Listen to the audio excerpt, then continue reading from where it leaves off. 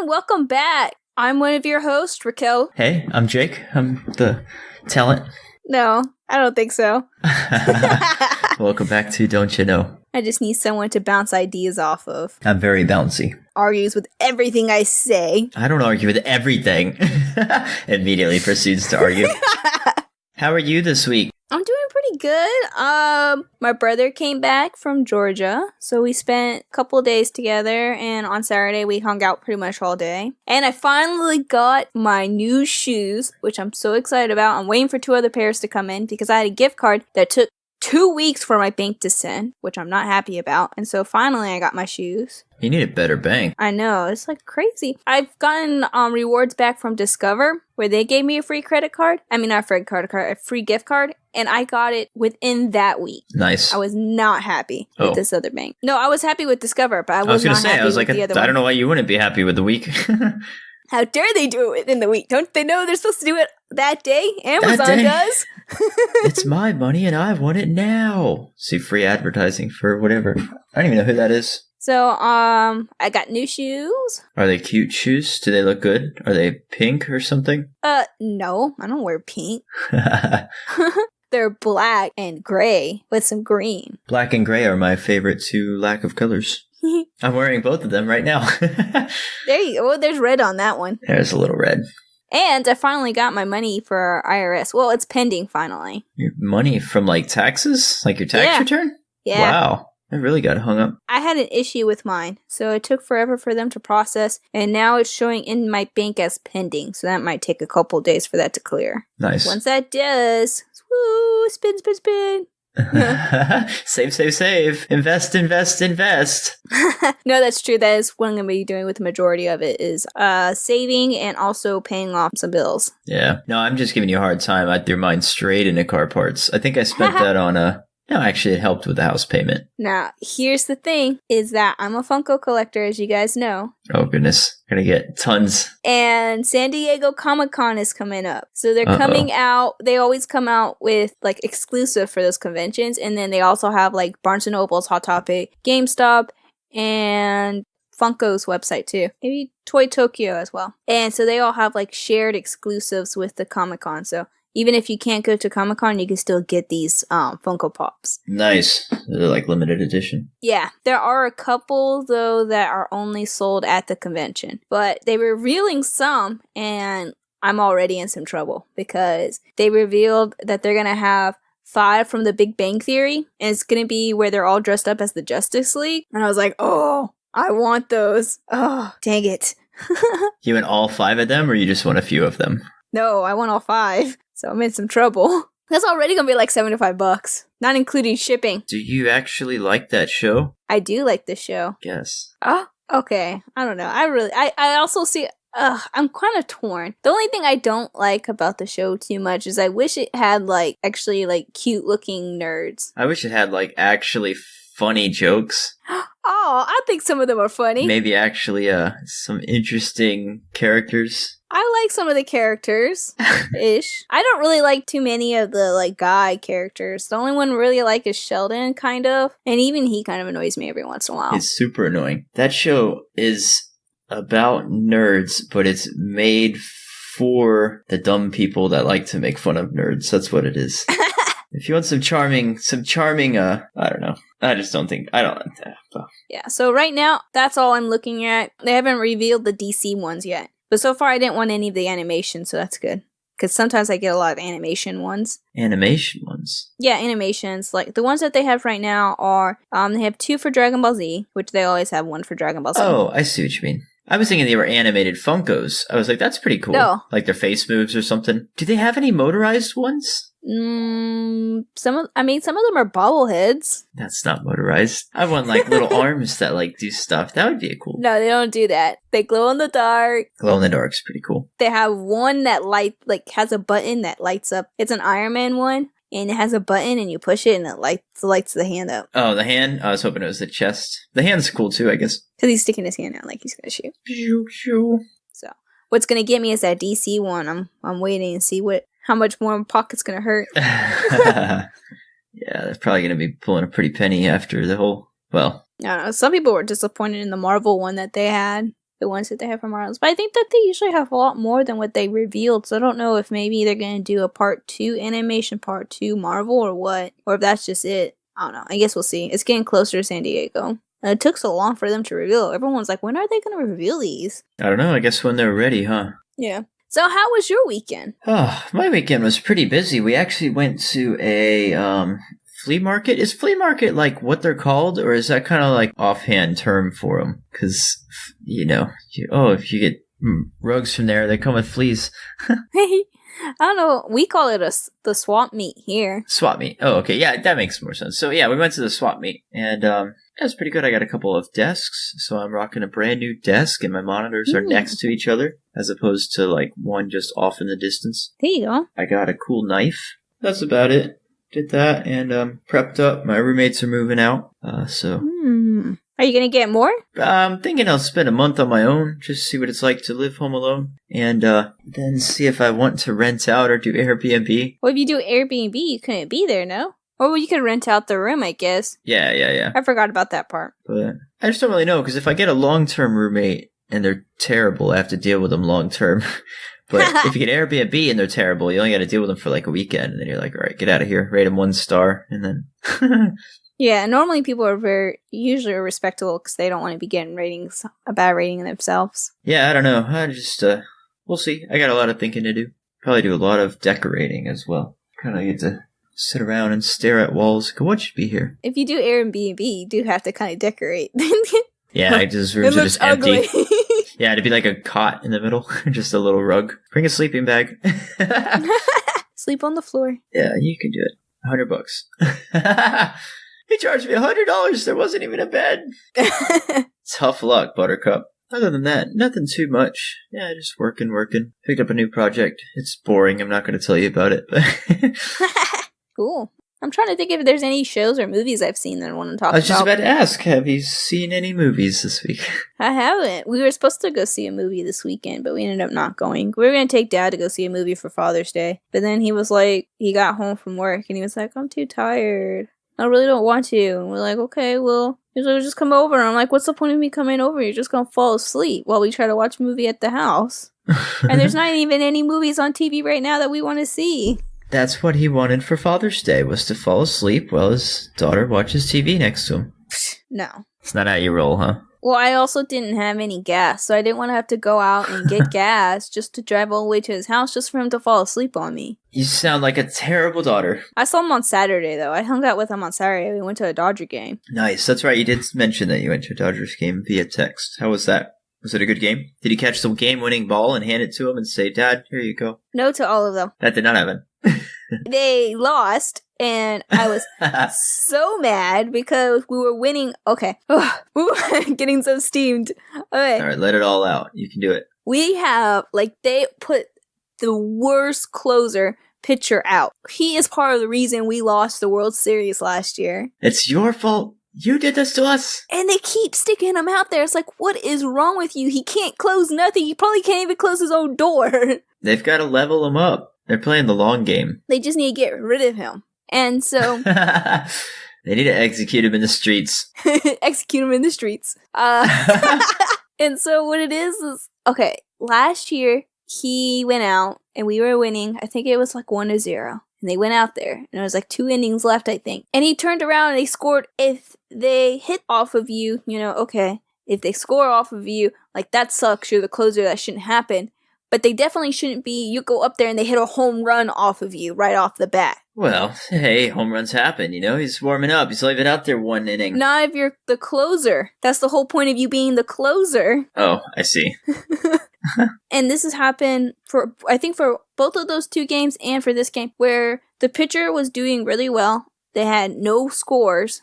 The team didn't have any scores. That's pretty good. And one of the games, they take the pitcher out because even though he was doing really, really good, they want to take him out before he blows his arm. Yeah, you got to keep him rested and everything. So they bring out the closer. Scored, home runs right off the back off of him. And it's like, we took out the pitcher. Not because he was getting tired or anything like that, but because we don't want him to get hurt. And he pitched 7 innings without any scores. And you come up and boom, home run. Yeah, you're going to lose the game trying to save your pitcher that's going to win games for you. You might as well use the pitcher that's going to win games for you. And then just say, sorry, we had a good season. I know you can't play for the rest of your life, but this was a good season, though. In one of the games, he went and it let them score, and so it tied it up, and they went 16 innings. They basically played almost a whole new game, even though they should have just won. And the next game after that, they brought him. It was like right back-to-back games. It's like, what the heck? He just screwed up this last game. You're going to bring him out again? And poop, sure enough, home run. And they lost that game. Well, that's what they get. They should have played dodgeball.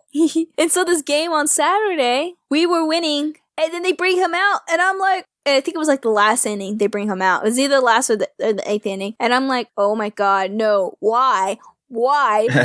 And sure enough, boom, he hits the first pitch. He hits a guy. Nails him. Gives him a base. And then the next guy, boom, home run. So we were winning by 1. Boom. Within just like 3 pitches. Boom, we lost the game. Oh, man. That's brutal. And supposedly the reason why he had problems last year was because of the medication he was taking. And it's like, well, like, are you still on it? Like, we need to just get rid of you, period. And like, I don't know. Yeah, I mean, it's LA. How many people live here? Surely we got a better pitcher. That or we need to get rid of the coach, because I watched some of the games and I'm like, why haven't you pulled this pitcher out? What are you doing? Not just the one that I was talking about with the closer, but with other pitchers. I'm like, what are you doing? They shouldn't be in there. And then sure enough, it's like the next few pitches is like all these scores. And I'm just like, what are you doing? What are you keeping this pitcher in for? Like, he could already tell he was done. Like, last inning. You should go coach for him. Not that talented, but apparently more talented than this one. Okay, I only have one quick update, which is we have one more new follower. What? Nice. That's pretty good. Yeah. Where from, do you know? Have you gone to visit them? How do you find out where these people are from? You like hack their Facebook and reverse image search their IP and hack their database with SQL? Exactly. Thanks for following us. I follow you now. Yeah, Raquel's there in a bush. So no, Podbean gives me some statistics on where some downloads are at. Analytics and stuff. Yeah, so it doesn't specifically say where each follower is from. I could just see if they have an account. On the account, it says where. A lot of them that say in other places, I don't know where those are at, because Podbean doesn't even know. I see. They're probably using VPNs and making sure they don't get followed back. We will follow you back, though, if you like us on Twitter. Oh, I'm doing the social media thing. I hate myself. But for real, drop a like and smash that bell. Oh, I'm gonna go drink now. So, no, we do actually usually follow people back on Twitter. Yeah, that's a nice little gesture. Almost as like a super inappropriate Twitter. Like mine. I'm always posting that. Yeah, I'm just joking. I don't even know what people post on Twitter. Okay, so let's talk about our topic then, shall we? Yeah, let's move on into it. Sounds like a good idea. Because we have lots of them to get through, because this is going to be a good one. I feel like this is going to be like a really long one, and I don't know how I feel. I'm getting some deja vu here, to be honest. Well, that's because this is going to be a re-recording of the so-called corrupted one, so don't mess up with your mic, Jacob. Hey, I'm not even touching it. Don't blame me. I thought there was a lot of puff protection in there, too. No, that's been fixed. Okay. And so, our today's topic is at a restaurant, which works for Jacob because Jacob used to be a server as well. He gets both sides. I used to work at Steak and Shake. Worked about a little under a year there. Good old retro diner. I actually always really liked Steak and Shake. Frisco Melt's one of my favorite things. So I went to apply and I walked in and I had piercings in and everything. I was all just in black. And the manager just happened to be a metalhead. And she was like, she looked at me and I was like, why are you looking at me so crazy? And she was like, you applying? I was like, yeah. She's like, all right, let's have an interview. And I sat down and interviewed and she's like, yeah, I'll give you the job. You look like my people. And I was like, what are you talking about? And she's like, I'm a metalhead. I was like, all right, sweet. So, and she was our third shift manager, so she'd work there overnight and like kick all the drunks out and everything. She was pretty cool. Jen was her name. I think we're still friends on Facebook. I should shoot her a message. There you go. I worked at Steak and Shake. Later on, worked at a Mexican restaurant called La Parrilla. There's a lot of La Parrillas out there, but this is one of the Southeast U.S. little chain, and they're known for being the best of the best. Tex-Mex. Yeah, it's Tex-Mex, but it's a little more authentic than like a lot of places. That's my favorite. I'm sorry. I don't like authentic Mexican food. I like Tex-Mex. I miss it. It's got a lot of crossover. Because, we're in Georgia, so these people want a wall. It's a miracle they even like Mexican food, Let me just generalize the whole state. I'm just teasing. Yeah, I miss my Tex-Mex. There's not really any Tex-Mex here other than the Taco Bell. Tex-Mex is pretty good. But we're known for, this restaurant was like, if you go to apply at any other service, like restaurant around here as a server, and you say, I used to work at La Paria, they'd be like, all right, you're hired. You're already more trained than we're going to train you. So you got the job. It was just really rigorous. Like you had to memorize, here I'm just waffling on. You had to memorize the whole menu and like know each ingredient and how they're organized and everything. And Mexican food is a lot of like, you got your meat, you got your cheese, and you got your lettuce. And it's all the same ingredients, just mixed differently, But that's very important. How do you want it mixed? Because it's completely changes the flavor. Anyway, you have to do a big test and you have to pass like 85% on their written test before you even get the job. If you can't study outside, you're not good enough for us. And man, it's fun though. It was a good job. That's my serving background in a nutshell. Basically, the only survey kind of thing I had is working at the Georgia Renaissance Festival. And even then, it was more of like, people kind of just come up and order like a turkey leg or something like that, or ice cream, and you just give it to them and they go on their way. Yeah, I gotcha. I did work at a skating ring, and I worked in the cafe in that area too. Nice. Not for very long, maybe for like a month or two, because I ended up that was the year we went back to Mercer early because we started doing the challenge course instructor, which was so much more fun than the skating ring cafe. Oh, yeah, we gotta be heroes. There were so many other jobs that were fun in the skating ring that I could have done, but I was always stuck in the cafe, and it just sucked. Because they had laser tag, and if there was not enough people for laser tag, you got to go join them. Oh man, that's so good. They had some people who would go out and skate with people and check to make sure they're not like falling and stuff like that. My favorite part of skating rinks is watching all the little kids fall. That's my favorite part. I'm a terrible person. You could have just said you like watching the adults fall. Well, them sound too. as bad. But the adults fall and they fall, they could get hurt, they're weak. These little kids, they'll hit the ground and bounce and laugh. Boom, da, da, da, da, da. And you're like, that kid's got spunk. And then they'll come back and they'll do it again. Just keep wiping out. Some of them get hurt and cry, and that's not as fun. But I like the really tough, like, spunky kids that are, like, doing tricks and they just eat dirt. Just, like, roll and, like, lay out, like, make it really dramatic. That's how I was as a kid. I can see that. I like skating, though. I can actually go backwards on skating, rollerblades. I can't do that. I could basically get from one place to the other, and that's it. Hey, that's fair. Do you prefer rollerblades or roller skates? Wait, what's the difference? What are you talking about? Rollerblades are inline, and roller skates are the quads. Okay, the rollerblades then. Yeah, I didn't know there was, I knew one was called inline and the other one was quad, but I didn't know that there was actually a difference between roller skates and rollerblade. Yeah, I don't know if it's just colloquial or what, but that's how I've always heard it. Okay. Yeah, I only can do inline skates. I can't do the quad because the brakes are in different spots. So I always end up us falling because I'm so used to the brakes in the back. So then I go to put it in the back, and of course there's nothing there. You just wipe out. I never wiped out. I just have almost wiped out many times trying to use the quads. And Nick can't use the inline ones. He has to use the quads. That's the only one he was able to skate on. Oh, yeah. Some people can only do one of them. I don't. I've never done quads in a long time. But it's funny that, you see, if you ever go to a skating rink and there's, some, random guy in, 70s gear or whatever, and it'd just be, doing these crazy tricks and, spinning around doing it. They're always on quads. The old school cool, really good. They're on quads. Yeah, that's why I tried to use quads a couple times, because I wanted to do the tricks too. Yeah, I couldn't skate in them. I was like, I should have learned in quads, then I would have been able to do it probably. There are really good, fast people doing tricks in inline as well. But, there's always that old school dude who you can tell, did some serious discoing back in the day. Yeah, I don't see as many cool tricks with the inlines as I do with the quads, though. The inlines are the ones with the cones. Yeah, the cones are pretty good. The cone thing is basically the only kind of cool thing I've seen with the inlines. But with the quads, you see them doing, breakdancing, basically, while they skate. Oh yeah, it's wild. I haven't been skating in so long, and I just found we got a skating place down the street. I've actually got some skates. Fun fact, I went to a sporting goods store to get my skates, and I looked, and obviously, being a bargain hunter, I looked at the clearance. And there just so happened to be ladies' skates on clearance. So they were like $75 skates for like $35. They're not pink. They're black with pink trim. But I mean, hey, you got them, didn't you? I got them, and I rock them too. They look pretty good. But I'm like, yeah, I'll wear. You're looking down at your feet right now. Are you wearing them? No, I'm not. I just I got them in the room. We can tweet them. I'm proud of them. They look pretty sporty. But if you think about it, I mean, the mechanics are not any different. It takes the same wheels to roll a woman forward as it does to roll a man. It's functionally the same. I'll get them. They fit.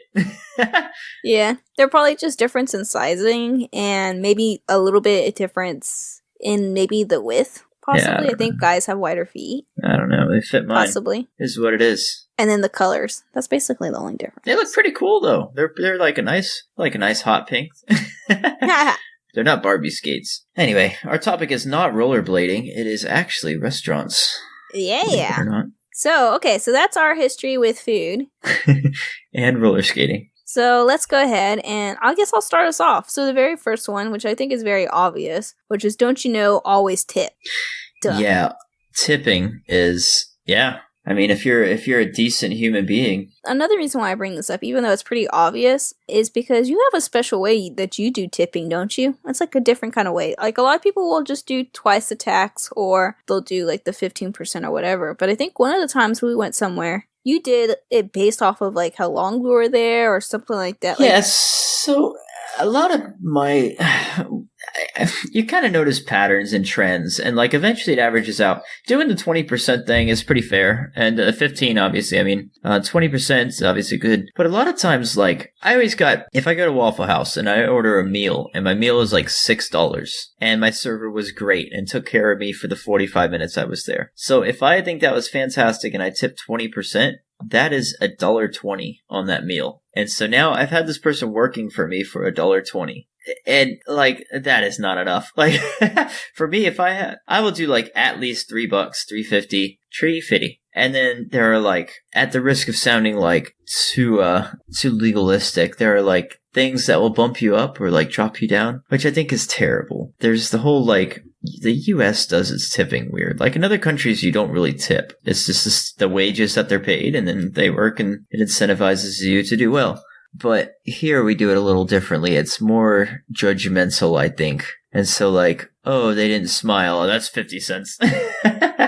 And that's so mean. Yeah, I'm kind of that way. Not where it's like 50 cents, you didn't smile. But I've kind of like said things that if they don't do it, then they'll go down. Like what's an example? Like one of the example is kind of like, and I guess it also depends. It varies too, depending on if I can see they're obviously really, really busy. But I don't like it where my glass is like empty. Like if I'm eating, don't let my glass go empty. Oh yeah. Like you, as you're walking by, like you can even see from a little bit of a distance, like you can see where your customer's glasses like drink levels are. That's something that doesn't involve you really like having to come by every once in a while and be like, well, is their glass like, do you need more drink? Like if you see my glasses going low, that's when you come over. Yeah. And so, and then of course, also stopping by every once in a while, you know, as long as it's, because this stuff is different if it's like super, super busy. And a lot of it is reading your guests too, because some people don't like you to stop by that much. If you're interrupting them and you're, hey, everything's still good, you need anything? Whereas they might, and you can kind of learn your tables too,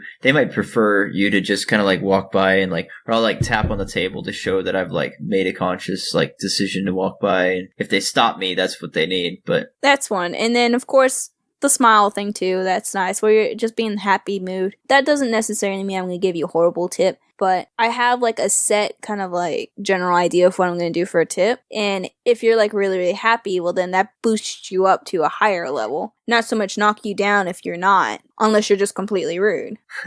Right. Yeah, if you're completely rude, that's going to hurt the tip.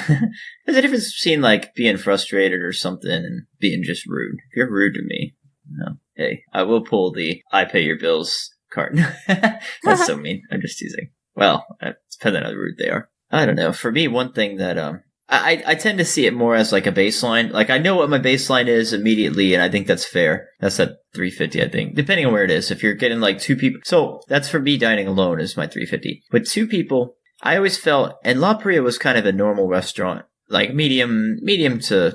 It probably has $2 signs. It's like It's not cheap, but it's not really expensive either. It's kind of in the middle. Anyway, when I was working there, if a table of 2 came through and dropped to $5, I was pretty happy with that. Because usually table of 2 is easy, and there's a little date or something. Now, if they're ordering alcohol and stuff, and their bill's like running up to $100, and they drop $5, that's pretty cheap. So it scales depending on what you're doing. But usually, if it's like a normal lunch, $5 on a table of 2, I'm happy with that. If it's like a dinner, maybe 10 if it's something fancy. I think that's pretty good, but I don't know. So, where I was going with that is I had my baseline for like a table of 1 and then, or whatever table, and then you can build on. And so one thing I like to do is when we were working at La Paria, they would tell us when you go up, look for like straw wrappers and like ripped up napkins or like the little band that goes around your napkins. Look for that and try and grab it while you're eating so there's not so much clutter on the table. So as a customer, when I'm eating, if I do my straw wrapper and my little band or whatever, I'll crumple them up and I'll put them kind of by the edge of the table. Not like to gesture like, here, take this, but just kind of where it's accessible. If you're hiding them, it's hard to grab, but if they grab that, that's like, okay, I know I got a pro server here. I'm going to add a little to the tip. But again, all this is so like legalistic, and now you're not relaxing. You're judging and evaluating the whole time. Maybe I'm too intentional. I don't know. But that's actually one of my don't you knows. Don't you know, like, don't tear up the napkin to pieces. Oh, that's the worst. Stick it like in an area, like stick it in a bowl or something like that, so that they don't have to try to clean it up. Cause see, with me, I fidget. So if I'm sitting here waiting a really long time or whatever, if I just so happen to have the napkin in my hand, I will tear it to pieces, not even realizing it. You are destructive by nature.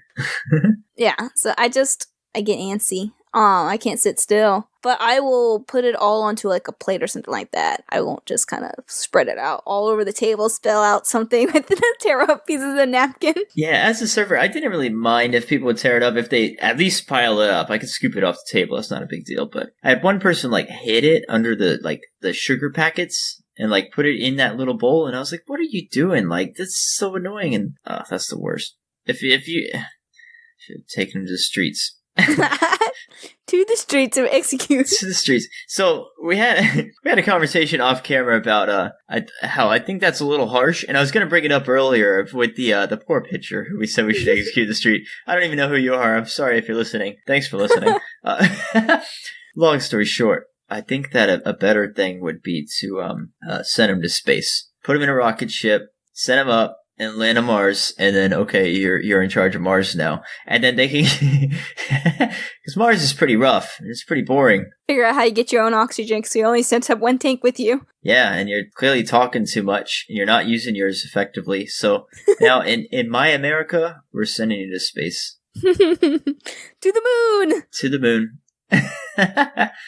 That's it. We're done. Like Kerbal Space Program. Oh, I loved that game when I used to play that. It's so good. You get to build rockets and set them off. I think I remember that with the green little thing. Yeah, green people.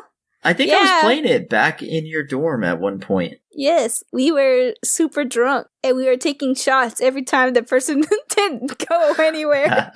When they fail, we took a shot in remembrance of them. Oh, rip! I'll drink to that.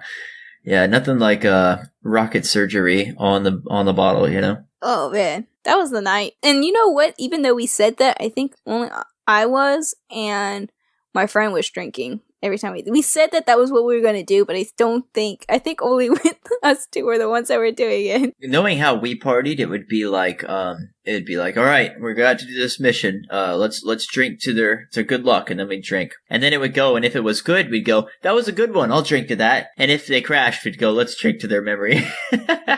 So, regardless of the circumstance, we were getting it down. We had like the interesting like drinking games. Some of them were normal, but a lot of them weren't. Like, we didn't just kind of sit around and drink and talk. Most of the time, we had like some type of game involved. Let's play Mario Kart. You feel less like an alcoholic when you do that. Anyways, okay, back to our thing. Let's see here. How do we feel about pets at a restaurant? More specifically, dogs. Well, I'm staring at 2 dogs that I don't like right now. Aww. No, I'm just teasing. They're very sweet. Here's the thing, I found out, I don't remember what I was doing. I was looking at something. oh, what it is like Facebook listens to your conversations and pays attention to your views and all that other stuff. So they know I like so they know I like dogs. And so they did a suggestion for an article about places that you can take your dog to. Oh. And it was saying some restaurants, and the examples of the restaurants they gave was Starbucks and the Shake Shack. Starbucks won't kick you out for anything. Now, here's the thing though, is that they both allow dogs, but only outside because of health code reasons. And that makes a lot of sense. That's why they have puppy snacks, because they do say, okay, you can bring your dog, they just have to eat outside. So, because Starbucks has puppuccinos and Shake and Stack, I don't remember, they have some type of dog snack. Puppuccinos, that's cute. Yeah, it is. It's just whipped cream though. It's still cute though. Oh yeah. I don't know. I think that if you're, it's tough because like service dogs are like trained and everything, and they're. Oh yeah, but by law they have to be allowed. Those aren't included. I was talking about just regular dogs, just a pet, like your 2 little dogs that you have right now. Well, they're not really little, but your 2 dogs that you have right now. They'd raise a scene. No, I don't know. If your dogs are well behaved, I think that's fine. Coming in, but they should not be getting everywhere. And then I think about, I don't have allergies, so I would not be that bothered. But somebody who has allergies might be bothered, or might not be able to sit in a spot, or because you're not. It would be awkward to bring your dog in and go, "Oh, hey, do you have any allergies? Do you mind if I sit here?" Nobody's going to do that. They're just going to plonk down in an empty spot, and then the person next to them with allergies is going to get frustrated. That's not fair. Yeah, that's true. But it could be going the other way too. Is like, oh, I can't bring my other dogs because of people. Like, no, you can't, because this is a people restaurant. You're going to have to deal. I'm more air on that side.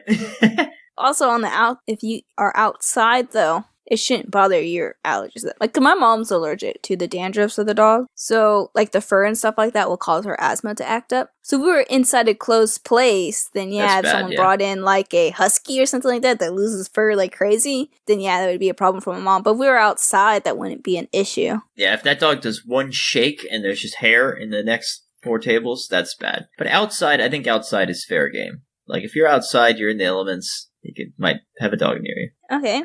Do you have any? I have a couple more, but I feel like you haven't said anything, so I didn't want to keep going and then you not having a chance to say any of yours. Oh, I'm kind of just going, I go with the flow. Let's see. We could talk about, don't you know, if you dine and dash, we are sending you to space immediately. Get on the rocket. It's the last. Say goodbye. No, you don't even say goodbye to your family because I don't want them to miss you at all. If you dine and dash, you are the scum of the earth. And just stop listening to the podcast. I don't want to teach you anything. So just go to space. They're the ones that need it the most, Jacob. Obviously, they don't know anything about restaurant etiquette. They deserve to be in a mining camp on Mars. That's exactly... I had this happen to me once. You can probably sense from all the loaded conversation. I had this table, and they came in for brunch, and so there's only like 2 servers, like 1 on each side of the restaurant. And they sit down, and I was very friendly with them, as I am with all my guests. They order alcohol, and they order these meals, and then they ask for a to-go box. And I go to the back to get a to-go box, and I come back, and they're gone. And the table next to them is like, they just ran out of that door, and I was like, man. And it broke my heart. I was lied to. I was taken advantage of. I was stolen from. And it ended up my manager was nice enough that she did not make me pay for the food, but I did have to pay for the alcohol, as kind of a punishment for, hey, you need to watch your tables. I did not expect my tables to be lying, slanderous thieves that deserve to be executed in the streets on Mars. And they worked at Crystal, so shame on you, Crystal. Hire better employees. Don't do that. Don't do that. I mean, don't dine and dash.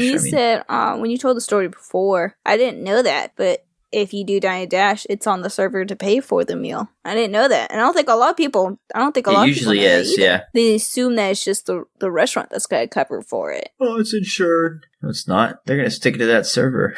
And I was a good server. I was like, man, I actually tried to go home. I was like, that's it. I'm going home. I'm done. It killed all my morale. They're like, no, just stay. I was like, I can't. The meal and the drinks cost more than all the money I made on that 4-hour shift. I had 4 more hours to go. But I was like, they just cut into my profits. My whole day has been for nothing because I almost swore on your podcast, but I won't. Decided not to pay. Send them to the moon. Send them to the moon. To the moon. We don't need them here. Without oxygen support. No. Gonna have to have a t-shirt on that. To the moon on the t-shirt. To the moon. That would make good, Yeah. make a good little art. Send it to the moon. Send them to the moon. And have like a little rocket. And on the back like it says, "Don't you know podcast?" I think it's like some type of NASA podcast. We have, okay, so you have not only the Dine and Dash, but I think this also goes with what you were saying, which is, don't you know, well, not really so much going with what you're saying, but also kind of applies to server, but don't you know, if your food is wrong, don't get mad at the server. It might not even be their fault. So sometimes it is. I'll say on average, let's say, well, it depends on the server. Let's just say 50-50. We'll say that it's equal. If it's not your server's fault, it's the kitchen's fault. There's a lot that goes on. You know, I take an order and I got to translate it and write it down, and then I got to read my own handwriting because I'm going fast, and I got to punch into the computer. And if you've ever used a computer, you know how bad data entry can be. And if you've ever used a cheap, lame, slow computer from 5 years ago that's half in Spanish because it's a Mexican restaurant, they're very hard to use. Sometimes stuff messes up, or you gotta search for something for 10 hours. And then the computer gets sent back to the kitchen, who, again, only half speaks English. There's a lot of room for error. Sometimes stuff happens. And, you know, I want you to have a happy meal, and you want to have a happy meal, and my managers and the kitchen want you to have a happy meal, because that gets us all home with the least amount of headache. If something messes up, please, you are not a king. You are not a queen. You are probably a terrible person deep down, and you know it. Just give us a little patience. We'll get your taquito out. It'll be fine. We're going to take care of you. And at the end of the day, when you go to complain to that manager, remember, it's just food. If you're going to starve to death because of this meal, that's a problem you have with yourself, and you need to learn to manage your needs better. Yeah. My problem comes down to when that happens or something like that is if you're, like, there are certain things that if you do to your meal, it costs extra. And so if you're charged that extra and it doesn't come out right, yeah, that's when it's frustrating. That's fair. Because it's like, you paid extra for this. And that happens. And usually, like, and I won't even say usually, every time that happens, if you say, hey, I ordered guacamole, I didn't get it, my manager's going to be like, I'm sorry that happened. You want some to go? And we can take it off. It's up to you or whatever. They'll take care of you. Like, we know it happens. We're serving 1,000 people a day. Starbucks is really, really good about that. Like, if you complain about something, Starbucks is really good about refunding you. Starbucks will take care of you. Starbucks has really good customer service, for sure. They would rather eat some money to keep good customer service up. That's just how they are. Chick-fil-A is not. Chick-fil-A won't. Chick-fil-A is horrible customer service. I love Chick-fil-A. It's good. Their customer service sucks. Because I was trying to do catering and it wasn't showing up. And so I contacted them. That's catering. Nobody likes doing catering. If you're going to do catering...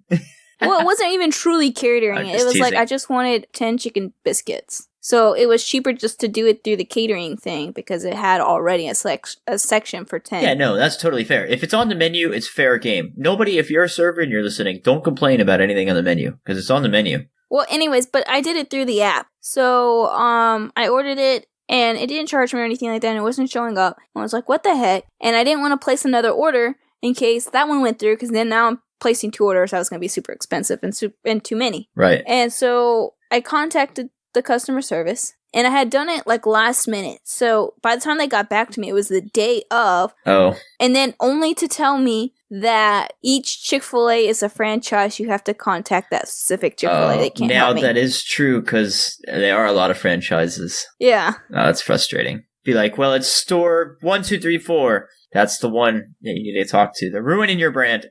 So that's I don't know. That's frustrating. I had Chick-fil-A for lunch, though. Is Starbucks not a franchise either? I thought it was a franchise. They probably have also. They probably have corporate and franchise. I know Steak and Shake did. We worked at a franchise one, but there were the 3 ones nearby, and they were not very good. So that means there's no excuses if Starbucks can do it. Yeah, I know. I miss Moe's. I wish that's one of my biggest Tex-Mex I miss. It's Moe's. Hey, that reminds me of part of my one of my research topics was about. So you've mentioned Moe's before. What is it that draws you to Moe's? The queso. The queso. I like the queso. That's what I want. Is it queso?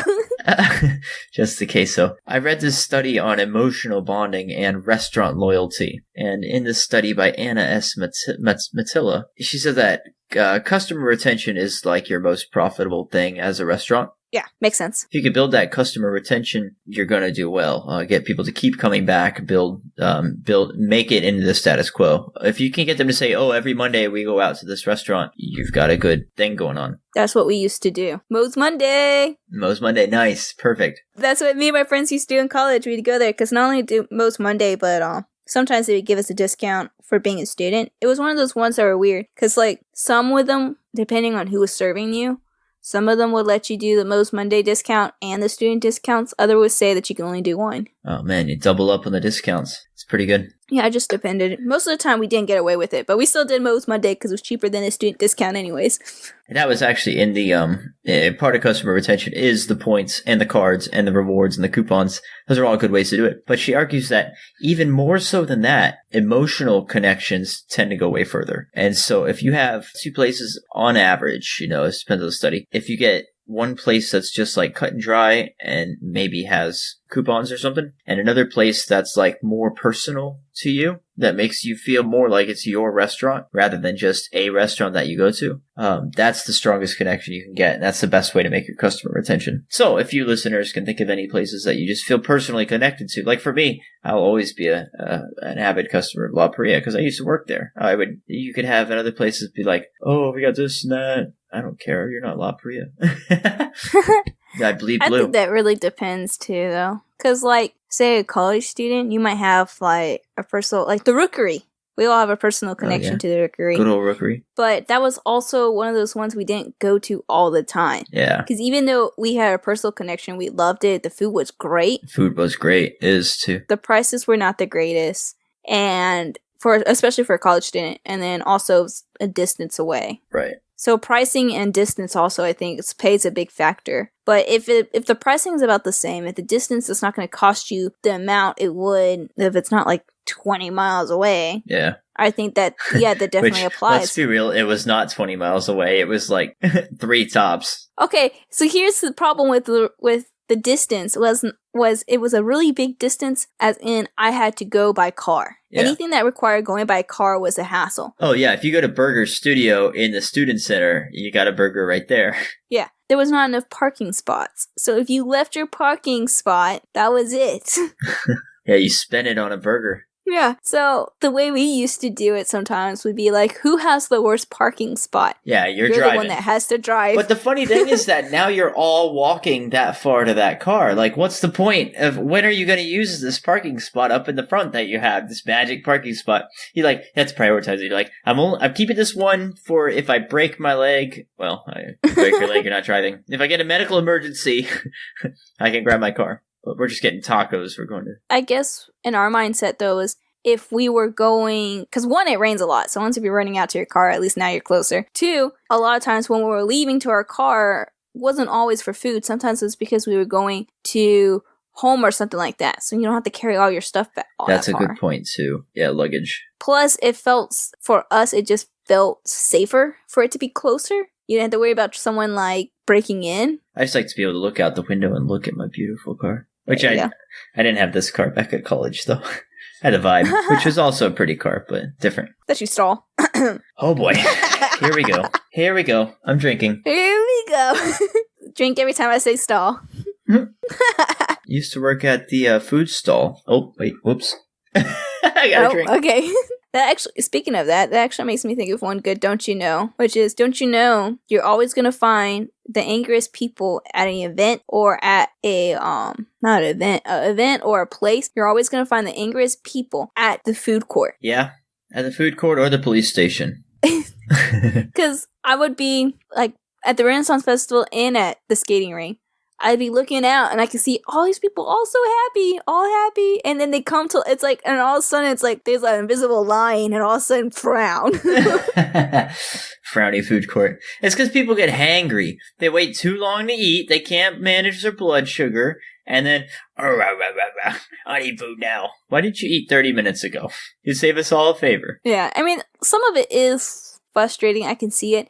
At the Georgia Renaissance Festival, we had separate kitchens in the back. So each line had different types of food. So you'd have people wait pick a line, pick like the shorter line, and they'll be like, I want this, and oh, sorry, sir, you have to go to those lines. I only serve what's this food right here, right above me that says whatever's on that list. That's chicken the only thing or turkey I serve. legs or whatever. Yeah, and they're like, well, I have like 4 kids, they all want something different. And I'm like, oh yeah, I can't help you. Now, to be fair, that is a terrible design. If I had, because you want different stuff, that's human nature. You're not going to send your 4-year-old into a different line. Well, 4-year-old's going to get whatever you give it. Well, I mean, it also just depends. Like, some of the stuff, if you wanted, like, if you chose to... Okay, so sometimes we would have really short lines and sometimes we have really long lines. But basically, during lunchtime, we have really long lines. So if you chose to eat lunch when everyone else is, that's partially your fault. But the thing was, is the lines kind of made, like, sense. You had a line that had, like, fish and chips and, like, more, like, kind of fish stuff. You had another line that had burgers and fries. And then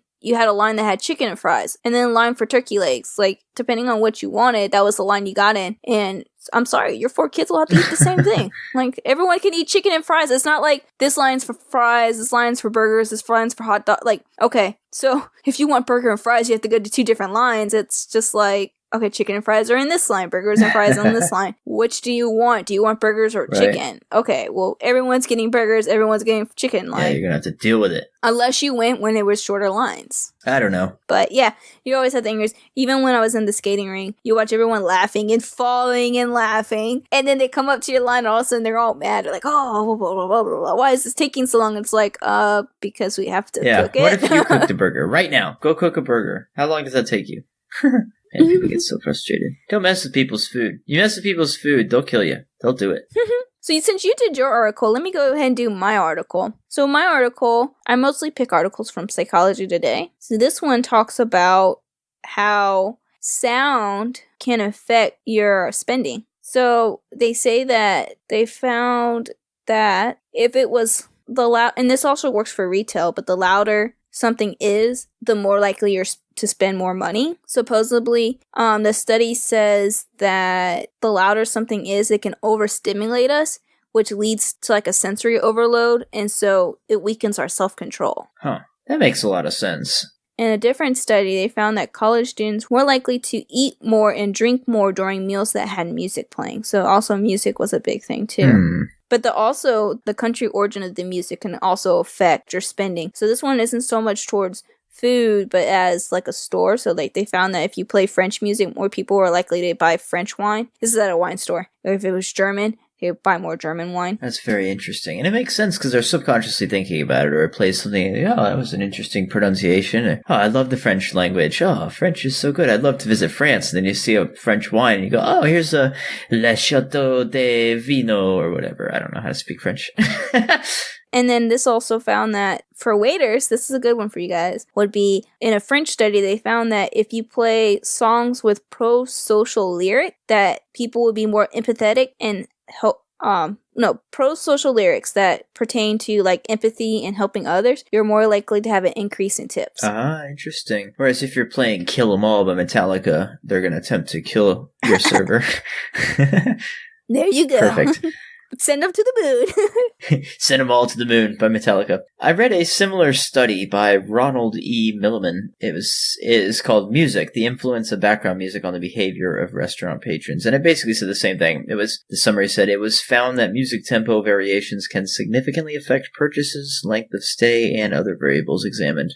And yeah, basically the same stuff. Yeah, that one says that too. Maybe it's the same article. We don't know. Because that's what it also says here too, is tempo, is that slow music can encourage patrons to stay and linger, which means that they'll splurge more on dessert and extra drink. Interesting. So it slows you down, makes you live more in the moment, whereas fast staccato music can make you want to just change things up or do something rash. I found another interesting thing called Soundtrack Your Brand. And it's about the impact of music in restaurants. They call this the biggest experiment ever on their website, which I would challenge. I think that's a very bold claim. They say, research has shown that music can influence sales and customer decisions. This study takes the research one step further. It specifically examines music that expresses a brand's values and how music in restaurants affect sales. And so, although I didn't look too much into it, it sounds like what they do is they pick songs for you to play that like talk about different things. So if you're a lemonade stand and there's some music that talks about lemonade, you should definitely play that music because they're going to hear that and they're going to visualize it and they're going to, some percentage of them might notice it and buy lemonade based on that song. Just like Brown Eyed Girl. That's kind of like product placement. Yeah, it exactly is like that. Less stuff, like, because product placement does work, but it has to be subtle. Like, when I watch Supergirl, it always makes me want pizza, because they're always eating pizza in the show. Yeah, I always want pizza, though, so I don't know if that's marketing or just programming, but it does say that 9.1% is the difference in total sales when playing music that matched the brand compared with playing randomly selected popular songs. 9.1. Imagine all your sales. It is the difference in total sales. So imagine all your money and then 9.1% just because you play some music that talks about whatever. It makes me kind of think about, kind of going back to the product placement, is I wonder if Starbucks' sales increased after the Game of Thrones kind of thing. Wait, what Game of Thrones kind of thing? Remember where they had, where someone didn't catch the Starbucks cup in the scene? I did hear about that.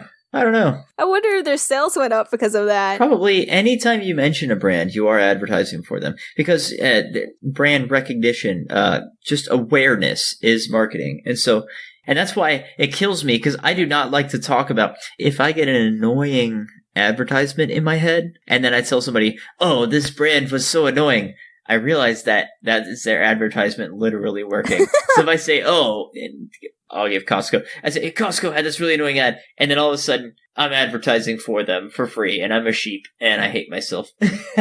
Send me to the moon.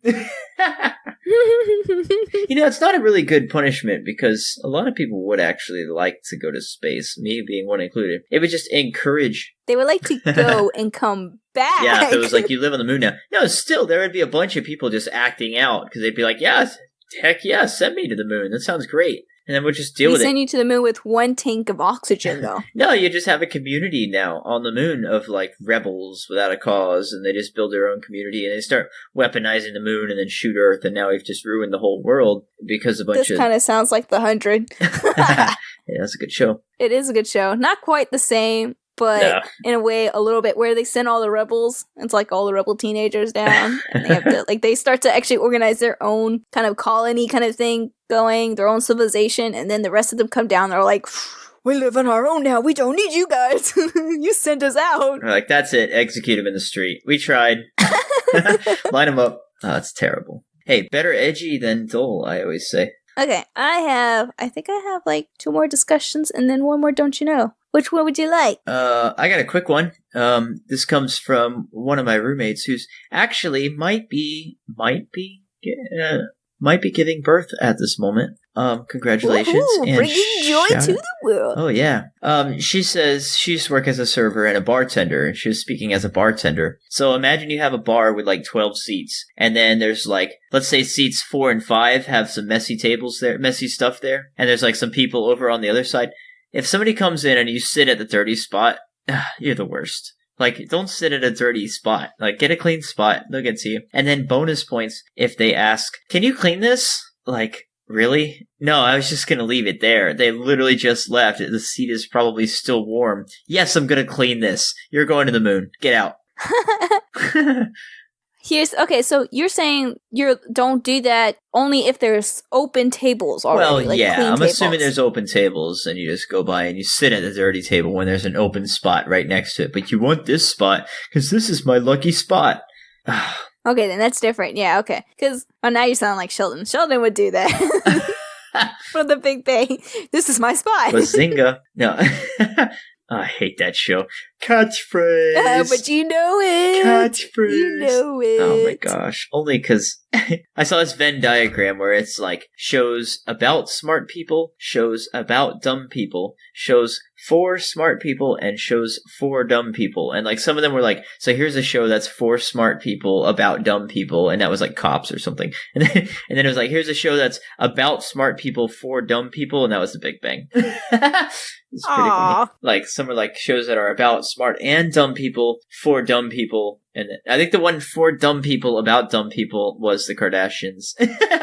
I'll find this. It was pretty funny. Yeah, find it and send it. We'll post it on Twitter. There you go. Yeah, it's a good meme. You're allowed to like Big Bang Theory. I'm not really judging you. Yeah, you are. You judge A everyone. little bit. You isolating all of our fans. You always do this Don't every worry. episode. My bar is held to such a high standard that no mere mortal can actually fit all of them. It's why I have a hard time dating. But you see, I hold myself. That's the reason why. I hold myself to the same standard. I'm the Uberman, and I want it. I'll just drop it there. This week on Conceited Narcissism with Jacob, this is why we're gonna be single for life. I'm the same way. I have such a high standard too. No, I find life so easy. No. Okay, I think we have talked about this before, not in this episode, the last one we recorded. We talked about, I guess it ended up being a discussion versus a don't you know, but for me, don't you know, stack the plates and trash, like, at the end. Oh, yeah. I've heard of this. What do you do? I do that. You're a plate stacker. Yeah, to me, I think it'd just be easier for them to clean up after us, especially if they're super busy. And, oh, yeah, of course. And also because the more people they're able to get in and out, the more likely they can get more and more tips. Yeah. So if I can help them out, I help them out, you know? Yeah. So I've heard this, and actually, in between last time we talked about this and this re-record, little meta, I actually had a conversation with somebody about this in real life. I didn't even bring it up. We got talking about that, and so the argument is that a lot of people, or some people, supposedly in some cultures, I don't know where, just quote, some cultures, it can be considered rude to stack the plates because you're basically doing the job for the server. Like, oh, you can't handle your tables, I'll stack this for you. But for me as a server, I love when people stack my tables because I can handle my tables, but man, if you do more work for me and I don't have to do it, thumbs up. Thanks. I appreciate it. Because it's so easy to, and it keeps your own table more clean, and it's orderly, you know? There's order in life, and I'm all for it. And I don't know any servers that have ever been offended by people stacking the tables. I don't know where that comes from. Yeah, I don't know. I mean, I guess when we first talked about it, you said they get offended by it because they can't do the job, but you didn't, I don't know what it was. Like, at first, when you were saying that, I was like, what, is there something wrong with, are you more likely to drop plates or something like that because it's improperly stacked or something like that? Like, why would be a big deal? But then you continue on to say they felt like you were doing their job. Yeah, and I was like, okay, well, now I can kind of see from that point of view. And I guess it really just depends on your attitude, I guess your relationship with your server. Like, if it comes off as, like, if you come off as condescending to your server, then I guess the server can take it in that way, as if you were saying that they can't do their job. That makes sense. I just can't imagine how that would ever be. I'm going to stack their plates. That'll teach them. Ha ha. Ha ha. I stacked your plates. You can't do your job. Like, who does that? That person has to be, like, completely deficient in the head somewhere, you know? Like, I don't understand how that could ever be a thing. I don't know. Yeah, I don't know. Well then. Okay. Oh, I got a question. What about, so what was it like for you? I got a quote about dealing with cooks. So when you're working in a restaurant, there's there's front of house and back of house. And like, that's kind of a big, like the back of house will say like, oh, there's just, I think a lot of it is just rivalry and just having fun and going back and forth. But like, you know, you got your tough and rough guys back in the cook and they're chopping at the stuff. And then you have your pretty servers out there, you know, the front face. And so like, oh, if you're a server. You're just saying that because you were a server. Well, that's the thing is like the cooks would be like, oh, you can't handle it back here in the kitchen. You're not tough enough to be a fry cook or whatever. And then the kitchens are like, oh, the cooks back there. Oh, I hate dealing with them or whatever. You know, it's just kind of different per restaurant. But, I found this quote while I was doing my research. It says, heaven sends us good meat. Heaven sends us good meat, but the devil sends cooks. David Garrick. And maybe he's talking about he likes his meat very, very rare and doesn't want them cooked. But I think he's, I don't know the context, but for me, dealing with the cooks is always kind of an interesting cooks, thing. yeah. Which it was always fun. I always liked my cooks, and you got to be on the good side, of course. But what was your experience? I didn't have experience really in that. I've never really been like a server versus a cook kind of situation. I've always been kind of like both. When I worked in like the skating ring, I was the person who took the order, but I also had to go because it wasn't like serious cooking. It was like putting something in the fryer or something like that. It wasn't. Oh, I see. So I didn't have to like make anything really from scratch. So I was basically the server and the cook. It was more preparing than... Yeah, and then at the Renaissance Festival, there was stuff that was kind of cooked, but it was in the same way, like stuff that would be plopped in the fryer and stuff like that. So I've never really had where you would actually make everything came from like a box and into a fryer or something. Oh, yeah. Now, for us, it was like, there was always like, you got the cooks on the one side and you got the servers on the other side. And then at La Pria, because it was fancier, you had your food prep in between. And so you had like a middleman too. So you'd go up to them and you'd be like, hey, I need some more guacamole. And they'd turn around and they'd tell the chef, we need some more guacamole. And they had guacamole, but I need this. And they'd get that. And then he's like, and another thing is because there's a language barrier too. And so if you have to go in and ask something, you got to learn all the like, you gotta learn the bad words. So you know when they're calling you something, you say, hey, I see you. I know what you're saying. I need this taco fast. Rapido, por favor. It was always a lot of fun. It's like two different little cliques. Or like, you hear about all the military works together, but they're different branches. But you only had that problem with La Paria, right? Because that was the one that you had the language barrier, not Steak and Shake too, right? Or Well, Steak and Shake as well. There were different language barriers in Steak and Shakes, but it was more like urban versus not. If you catch my drift. Yeah. A lot of slang. No, it is always fun too because restaurants are a good place because you do get a lot of different cultures and you get to meet so many people. I've worked with so many more people in the restaurant industry. You get to learn about just all different walks of life and where people are coming from, different backgrounds, different aspirations. And like, man, I've had parties with people. I've been to parties that I don't think I would ever have been to parties. And if I was just like, if I hadn't been a server, it's a lot of fun. It's a great career. And if anyone listening, if you can work in a fast paced environment, if you know how to handle pressure, if you know how to wear a mask so you can get yelled at by one customer and not take it to heart or hide your own feelings, you're having a bad day, you still need to be friendly and get those tips. If you can do all that, serving is a great career. Way better than retail. Because if you do it well, you can make a lot of money. Like, career servers are a thing. And you can move up to different restaurants. You can move to be a bartender. It's a good career. It's a lot of fun. Man, some of my most fun times are through serving. But, on the other hand, it's kind of nice to be out of it, too. So, your mileage may vary. It is definitely stressful. It is, without a doubt, a stressful career. But it's a lot of fun. I think that's all I got. Working at a restaurant has never really been the greatest for me, so I don't agree with you in that sayings, but... Okay. So what do we feel about bringing, like, outside food to a restaurant? Outside food to a restaurant? So, for example, sometimes what we do is, maybe someone wants to eat at a restaurant, and someone else has brought their own, like, lunch. Like, say you're with coworkers, and maybe one or two want to go to a restaurant, but you already brought your lunch, and maybe someone else brought their lunch. So bringing your own lunch to that restaurant while your coworkers buy something to eat and sitting down and eating. I think that's okay. As a server, sometimes that would happen. You'd see somebody come in with a bag, a Happy Meal or something. And it's always fun. You can always like joke around with them and make fun and be like, oh, our food wasn't good enough for you, huh? And they'll usually get a laugh. I never cared. I don't really care at all. As long as somebody's ordering. You can't just walk in with just Happy Meals and sit down and expect me to clean your table. That's going to get you sent to the moon. But overall, I don't think it's that big a deal. Okay, then. So, like, in the same way it would be if they went and got their own food, but everyone brought their own, like, drink or, like, own water or something like that. Yeah, no, that's okay. I think that's fine. Okay. Now, at a fancier restaurant, that might not fly. Yeah, I guess I was kind of thinking in my mindset a fancier one. I feel like that would be awkward to bring your own food. Yeah, and I think it is kind of a little rude. Yeah, and I feel like it's kind of awkward to bring your own, like, completely food, like your whole meal, and just kind of sit there with your coworkers. To me, that feels kind of weird, too. Yeah, like, you're real fun at parties. Like, oh, we got an open bar, go help yourself. And he's like, no thanks, I brought my Nalgene.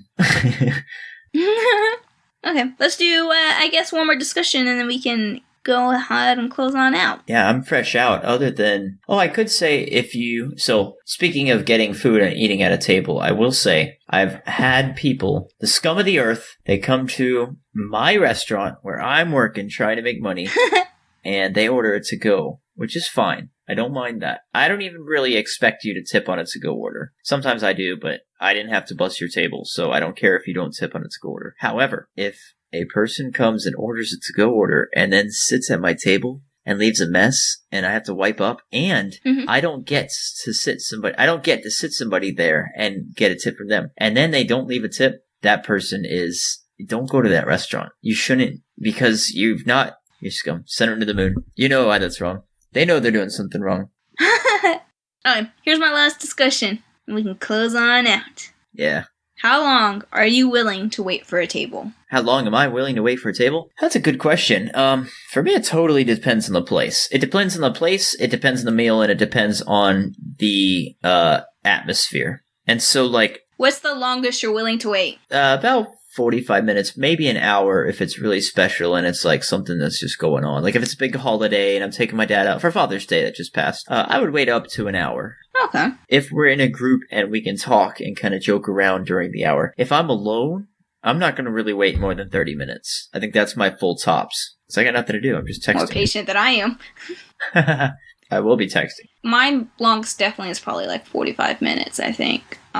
If the person tells me it's 45 minutes, and it will be at least 45 minutes. Even then, I'll probably be like, oh, maybe not. If it's just me, no, like 15 minutes tops. I'm not waiting for 30 minutes. So what are you talking about? No, I'm not going to sit here. That's like half my lunch, man. No, I'm not talking about only in a lunch sitting, but... If it's a lunch, I'm not waiting at all. I'll go somewhere else because I don't want to spend a lot of time in the middle of my shift and I just want to get back so I can get it done. But, yeah, for that, I'm not waiting at all. Yeah, during the farmer's market, there's a place that we all like to go to. It's like 2 for $5 for pupusas, and they're really good pupusas. But they always are like, I like the chorizo, and it's pretty much the only one I'll eat. That and the cheese one. And a lot of times, they'll like not keep up with the demand, and so they'll be like, oh, it has to be like 5 or 10 minute wait. Can you wait? And I'm like, no. And I'll go to like the one next to it. So I'm not waiting 5 or 10 minutes. I already had to wait in your line to get up here. Yeah, but at that point, you've already waited in the line, so you're already committed. Well, there's one right next that usually doesn't have a line because it's a little bit more expensive. He just sits there crossing his arms and frowning and looking at all those customers not going to his stall.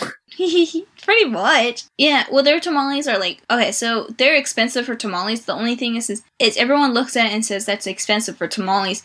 But if you actually got one of the tamales, it's like almost the size of 2 tamales. Oh, so they're huge. So that's why they're so expensive. Gotcha. Yeah.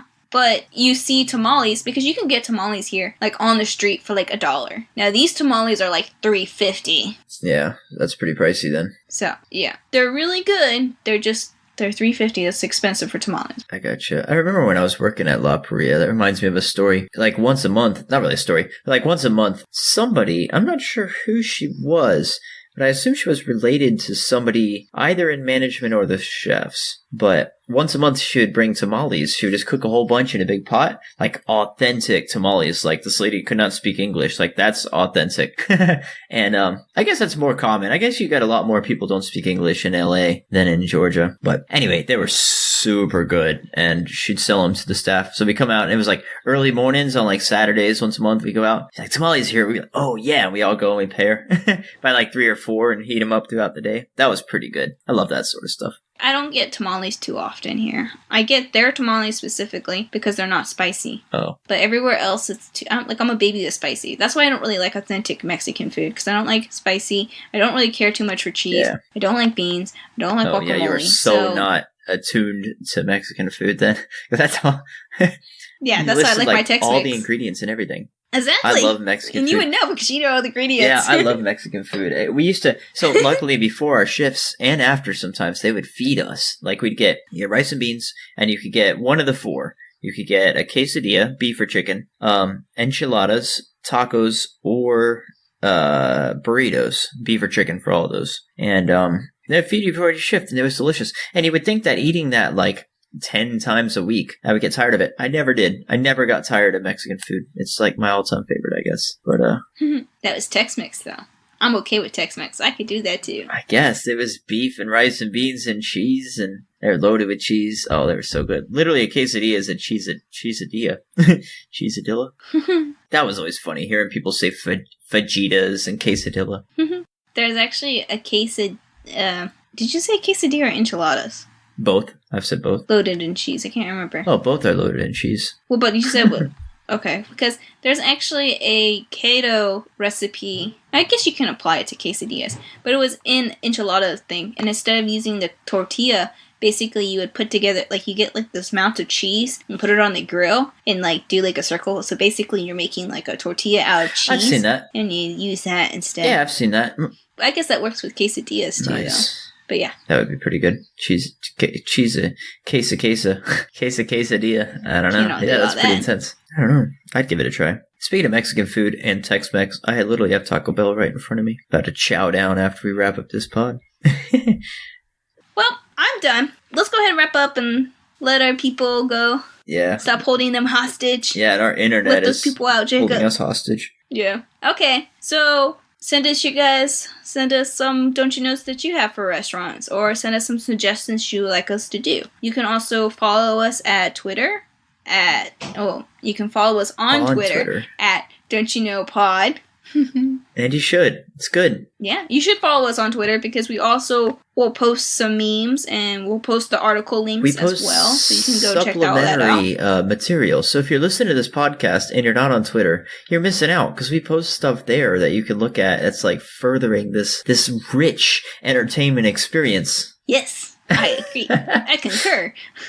You can also send us an email at don'tyouknowpod@gmail.com. So you can send us suggestions that way. If you're maybe a little shy, you don't want other people to see what your suggestions or your don't you knows are. They're fully anonymous. And you can come in with happy thoughts, negative thoughts. We don't care. I'm like that little toy I saw in Toys R Us. It said, try me, I light up. I'll do it. Jacob will just send you to the moon. Right to the moon. I'll give you Coach. So yeah, don't forget to follow us on Podbean and please share this with people. Get us a little bit more out there, and that's it. So thanks for listening, guys. Until next time. See ya. Bye.